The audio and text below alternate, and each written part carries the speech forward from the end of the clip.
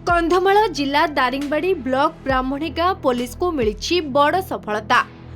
मंगलवार विलंबित राति रे पेट्रोलिंग करने समय गंजेई भर्ती मिनी ट्रक को पुलिस धरी। घटनास्थल रे पुलिस को देखि चालक चंपट मारी।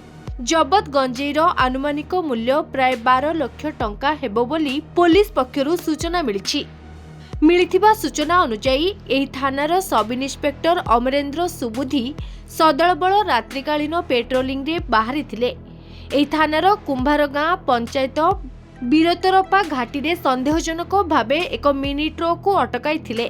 तेबे चालक गाड़ी छाड़ी फेरार हो जाइथिबारु पुलिस को संदेह लागिथिला और गाड़ी को जांच करबा बेले गंजेई भर्ती बस्ता देखिबाकू मिलिथिला। तुरंत एही मिनी ट्रक को आनी समस्त गंजेई को ओजन करा जायथिला, जहार ओजन मोट 1240 केजी बोली पुलिस पक्षरु सूचना मिली। दारिंगबाड़ी अरुण साहू को रिपोर्ट, धरित्री लाइव।